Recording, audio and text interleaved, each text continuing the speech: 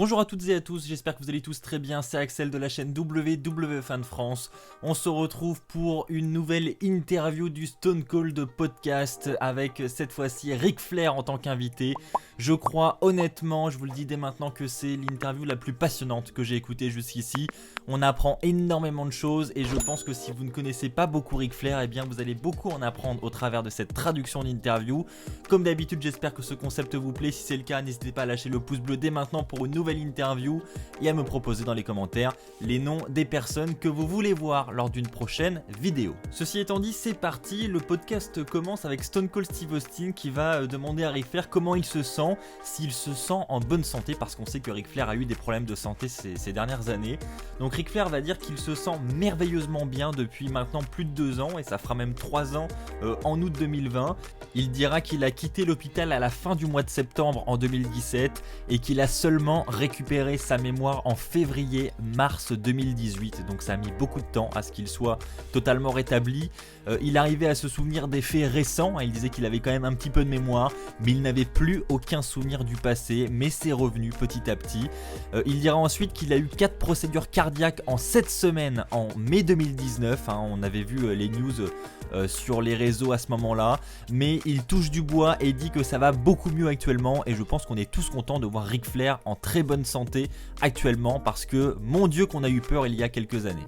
Stone Cold va ensuite demander à Ric Flair de lister les plus grands catcheurs de l'histoire. Et là, Ric Flair va faire une précision, il va dire qu'il y a beaucoup de bons catcheurs actuellement, mais que la liste des plus grands, c'est une autre catégorie et c'est autre chose. Il dira que justement, les gens ont tendance à mélanger ces deux catégories aujourd'hui et que un bon catcheur n'est pas forcément un grand catcheur. Ric Flair positionnera Stone Cold Steve Austin à la première place car il dira que c'est tout simplement sans précédent. En deuxième, il dit qu'il ne pense pas que c'est un excellent catcheur dans le ring et il dit que même lui, le catcheur concerné, ne pense pas être un grand catcheur dans le ring, mais il doit citer Hulk Hogan parce qu'il vend beaucoup. Il dit qu'il peut se tromper Ric Flair, mais Steve Austin est d'accord avec lui et confirme que effectivement Hulk Hogan doit être un nom qui doit vendre beaucoup. Et à la troisième place de ce classement, Ric Flair va positionner l'Undertaker et il dit que c'est un grand catcheur, même en dehors de sa gimmick, il a vraiment créé une fortune et donc il se doit de citer l'Undertaker. Ric Flair dira ensuite que après ces 3 noms on peut en mettre des tonnes, on peut mettre Ric Flair, on peut mettre Shawn Michaels, on peut mettre Triple H, on peut mettre qui on veut, mais seulement après ces 3 noms et il insiste là-dessus. Ensuite la conversation va dériver vers les atémies de Ric Flair qui sont un petit peu devenus sa marque de fabrique. Stone Cold va lui demander combien de mecs ne supportaient pas subir les atémies de Ric Flair et Ric Flair va lui répondre que Bret Hart et l'Undertaker étaient sûrement les deux pires. Très clairement, l'Undertaker lui dirait tu as le droit à seulement 3 atémies ce soir, c'est l'exemple qu'il a donné. Visiblement l'Undertaker fixait une limite d'atémies par match à Ric Flair et Bret détestait ça aussi. Il raconte notamment une anecdote où ils étaient à San Antonio un soir et où Bret Hart lui a dit clairement je déteste ça. Ric Flair dira que c'était vraiment sa marque de fabrique. Il dit que tous les catcheurs qui ont des problèmes de dos ont travaillé avec lui, mais que on ne peut pas lui dire que c'est à cause de lui qu'ils ont des problèmes de dos parce que lui il portait seulement des atémies et que ça n'avait aucun impact sur leur physique. Il prendra l'exemple de Ricky Steamboat où il lui a dit mec c'est pas à cause de moi tes problèmes de dos, tu n'as jamais pris une chute sur le dos avec moi. Et sur ce point Ric Flair a totalement raison. La conversation va dériver sur le match face à l'Undertaker qui a eu lieu à WrestleMania 18. Stone Cold lui demande son avis sur le match face à l'Undertaker. Ric Flair commence par dire que c'est l'Undertaker qui l'a amené là où il est aujourd'hui.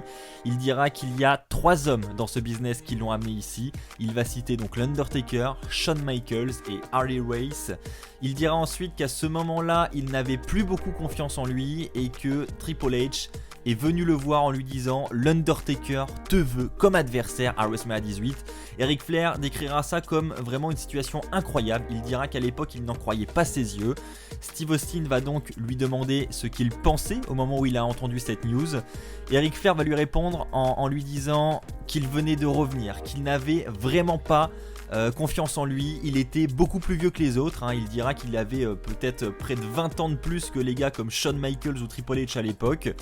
Et à l'époque, d'ailleurs, quand il est revenu, il avait simplement un rôle de general manager. Il était copropriétaire de la WWE avec Vince McMahon, dans le scénario évidemment. Il dira qu'un mec n'est pas venu à Raw à Atlanta un soir et que du coup il est passé de general manager à se battre contre Brock Lesnar. Il fait évidemment référence à la fois où Stone Cold Steve Austin a refusé de se rendre au show pour perdre face à Brock Lesnar et où Ric Flair s'est retrouvé à le remplacer, ce qui fera évidemment rire Stone Cold Steve Austin. Cela va les amener à parler de Evolution, ce célèbre gang composé de Triple H, Ric Flair, Randy Orton et Batista. Donc Steve Austin demande à Ric Flair de lui parler de The Evolution et Ric Flair dira que c'est un autre exemple et que chacun des membres lui ont apporté tellement de choses. Il ne sait pas comment le décrire, il dit que c'est Triple H qui est venu lui proposer cette idée de clan. Au début, il devait simplement être manager, il ne devait pas être impliqué physiquement, il ne devait pas catcher, il devait simplement manager ce clan. Mais Triple H lui disait que tout le monde dans l'entreprise savait qui il était, il n'a rien à prouver, donc il a commencé à travailler dans le ring avec l'Evolution, mais ça a été difficile pour lui de revenir. On voit ensuite une photo du clan et Ric Flair va montrer Randy Orton du doigt sur cet écran et il va dire que selon lui c'est le meilleur mec dans le business aujourd'hui encore en activité. Il dira qu'il y a Batista et que Batista va être intronisé au Hall of Fame et que Randy Orton est lui aussi un futur Hall of Famer. En rigolant, Ric Flair dit qu'il attend maintenant une 3e bague pour le Hall of Fame avec l'Evolution. Steve Austin rappelle qu'il a déjà été intronisé en solo, également avec les Four Horsemen, et il demande s'il pense vraiment que Evolution rejoindra le Hall of Fame un jour. Et Ric Flair va lui répondre en lui disant que le clan ira forcément au Hall of Fame et qu'il faut juste qu'il vive assez longtemps pour le voir. La conversation va ensuite dériver sur la confiance en soi de Ric Flair.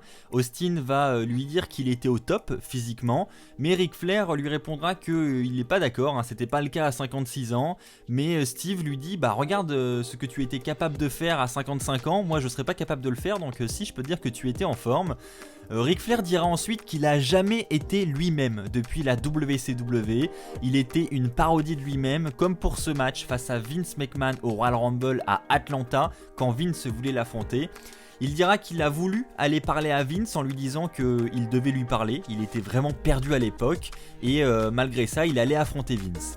Et Vince a eu à ce moment-là les larmes aux yeux et lui a dit que ça allait être la chose la plus cool qu'il allait réaliser dans sa vie dans le catch. Et ça a vraiment beaucoup touché Ric Flair, ces paroles de Vince McMahon l'ont beaucoup touché. Il demande comment on peut calculer ça quand on n'arrive pas à se trouver soi-même. Comment on peut calculer une phrase comme ça? Rick va commencer à pleurer mais continuera en disant qu'il a eu un spot au Japon avec Shane McMahon. Et Shane McMahon a eu exactement les mêmes paroles à l'égard de Ric Flair. Il lui a dit « Je ne peux pas te décrire à quel point c'est cool pour moi de partager le ring avec toi ». Il conclut donc en disant qu'il est passé de gens le remerciant pour ces moments à se retrouver là, aujourd'hui à 71 ans, où on lui dit qu'il est le plus grand de tous les temps. Pour lui, ce sont des montagnes russes. Stone Cold va donc lui demander combien de temps cela a duré. Et là, Ric Flair va dire qu'il allait vraiment pas bien quand il est revenu en 2001. Il se battait contre tout ça avec des hauts et des bas jusqu'à ce qu'il prenne sa retraite face à Shawn Michaels. Il dit que c'est difficile de retrouver la confiance en soi quand on l'a perdu. Il citera le match face à Triple H à Taboo Tuesday 2005 qui est l'un des matchs qu'il a remis dans la course. Maintenant, Stone Cold va nous parler du match à WrestleMania 24 entre Shawn Michaels et Ric Flair, match durant lequel Ric Flair a pris sa retraite temporairement, et là Stone Cold va bien préciser temporairement. Stone Cold dit qu'il considère Shawn Michaels comme le plus grand performeur qu'il ait jamais vu dans un ring, et Ric Flair dira qu'il est totalement d'accord avec lui. Ric Flair décrira ce match comme le plus grand moment de sa carrière tout simplement. Juste avant le match, Shawn Michaels a regardé Ric Flair et lui a dit « Ne dis pas un mot, tu as juste à me suivre, c'est ma soirée, c'est ta soirée, faisons-le ensemble » et il est ensuite parti pour faire son entrée. Ric Flair va dire que personne ne lui avait jamais dit ça dans toute sa carrière. Ensuite, le match a commencé, Ric dit qu'il a commencé à parler à Shawn Michaels durant le match et Shawn lui a tout simplement dit de se taire et de le suivre, comme ce qu'il lui avait dit avant que le match commence en coulisses. Il dira qu'il ne s'attendait vraiment pas à une réaction comme ça de la foule. Rick est très reconnaissant d'avoir eu la retraite qu'il a eue, le Hall of Fame avec toute sa famille, le match avec Shawn Michaels le lendemain et une célébration incroyable à Raw juste après. Austin lui demande ensuite son avis sur la fin du match avec le I'm sorry, I love you de Shawn Michaels. Ric Flair dira qu'il est encore sous le choc, il s'attendait vraiment pas à une telle réaction de la foule et on reverra ensuite des images de son après-match en fait en backstage lorsqu'il retourne en coulisses et on verra Ric Flair avoir les larmes aux yeux en revoyant ces images. Il y a beaucoup d'émotions durant ce moment. Stone Cold a parlé tout à l'heure de retraite temporaire, effectivement parce qu'ensuite Ric Flair a décidé d'aller à la TNA et a donc fait un run à la TNA. Stone Cold va donc lui en parler et lui demande son avis sur ce run à la TNA. Ric Flair va dire qu'il avait besoin d'argent et de passer du bon temps, c'était un choix facile à faire selon lui. Il dit que Kurt Angle était là-bas, Sting était là-bas, Hulk Hogan aussi. Il dit qu'il détestait travailler pour Bischoff, mais il avait vraiment besoin d'argent. Il dit que c'était honteux, mais il avait besoin d'argent, c'était la seule raison. Il va ensuite s'excuser envers Vince McMahon très sincèrement pour l'avoir fait, mais il insistera sur le fait qu'il avait vraiment besoin d'argent. La conversation va ensuite dériver sur sa fille, Charlotte Flair. Stone Cold nous dit que Charlotte n'était pas intéressée par le business au départ, et Ric Flair va répondre que c'est vrai et qu'elle est seulement là pour rendre hommage à son frère qui est aujourd'hui décédé. Stone Cold va ensuite faire les éloges de Charlotte avant de demander à Ric Flair ce qu'il pense de Charlotte. Ric Flair va dire qu'il y a trop de choses à dire, tout simplement. Ric dira qu'elle est au top de la division féminine depuis maintenant 5 ans et que c'est déjà un long run d'être au top pendant 5 ans, c'est déjà un super exploit. Il dit ensuite qu'elle sera cette année dans l'un des meilleurs matchs de WrestleMania avec Rhea Ripley. Ric Flair va ensuite revenir sur les gens qui disent qu'elle est là où elle est juste parce que c'est la fille de Ric Flair. Rick va parler de la fille de The Rock qui commence elle aussi le catch. Il dira que c'est sans doute moins difficile pour elle parce que The Rock s'est un petit peu éloigné de la WWE, contrairement à lui qui traîne toujours aux alentours de la WWE, donc c'est un peu différent. On a tendance à beaucoup plus rapprocher Charlotte Flair de Ric Flair que la fille du Rock avec le Rock. Stone Cold dit ensuite à Ric Flair que si elle n'avait pas ce nom de Flair et que si elle avait le même look et les mêmes compétences athlétiques, elle serait également au top de cette division. Ric Flair dira qu'il est totalement d'accord avec lui, mais que c'est encore mieux quand c'est Stone Cold Steve Austin qui le dit. Ensuite, on a une conversation très intéressante. On a Ric Flair qui va lui, à son tour, poser une question à Steve Austin en lui demandant si Kevin Owens l'a appelé avant d'utiliser le stunner dans le ring. Steve Austin va lui dire que oui, Owens lui a demandé l'autorisation d'utiliser cette prise du stunner. Ric Flair dira que c'est un bon gars du coup et que c'est un travail sérieux. Il dit que c'est cool mais que personne ne fait ça aujourd'hui. Personne ne demande l'autorisation avant d'utiliser une prise.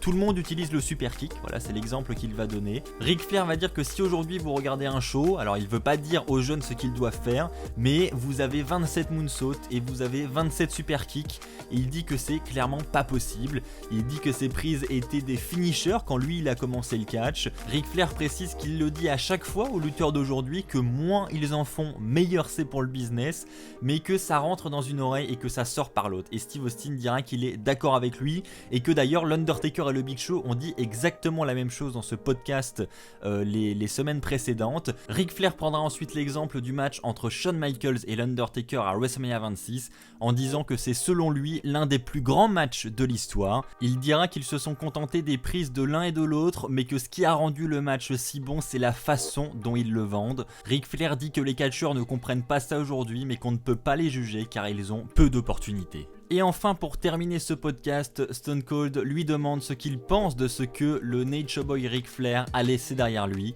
Ric Flair dit qu'il veut qu'on se souvienne de lui, comme tout le monde, pour les bonnes choses et pas pour les mauvaises. Il dit qu'il n'a jamais fait quelque chose de malveillant, qu'il n'a jamais pris de drogue, mais qu'il était hors de contrôle. Il dit qu'il ne veut pas qu'on se souvienne de lui comme le plus grand catcheur de tous les temps, il veut qu'on se souvienne de quelqu'un, tout simplement. Il dit qu'il a influencé beaucoup de monde, que ce soit Stone Cold Steve Austin quand il a commencé, ou encore Triple H, Shawn Michaels, ou même des gars d'aujourd'hui, comme le Miz avec ses lunettes de soleil par exemple. Il dit que tout a commencé quelque part. L'idée des lunettes de soleil par exemple lui vient de Billy Graham. Il espère juste qu'il a fait plus de choses positives que négatives, c'est ce qu'il en pense aujourd'hui. Et voilà, c'est ainsi que s'achève cette vidéo où je vous parle de ce podcast avec Ric Flair, les 10 révélations de Ric Flair. J'espère que ça vous aura plu, c'est un podcast qui a duré près de 2 heures je crois, donc c'était le plus long de la série et on apprend énormément de choses, donc comme d'habitude si vous comprenez un minimum l'anglais je vous conseille d'aller l'écouter, c'est vraiment une petite pépite d'or, j'adore ce podcast. Merci à vous d'avoir regardé cette vidéo, j'espère que ça vous aura plu et puis comme d'habitude si ce concept vous plaît, un gros pouce bleu c'est très important, merci à tous ceux qui le feront, n'hésitez pas à vous abonner pour ne pas rater les futures vidéos de ce style sur la chaîne YouTube, n'hésitez pas également à cliquer sur le bouton rejoindre si vous souhaitez soutenir financièrement la chaîne YouTube. Un grand merci à tous ceux qui le feront. On se retrouve très vite. D'ici là, portez-vous bien. Et puis n'oubliez pas, soyez toujours très fiers d'être fan de catch. Allez, bye tout le monde.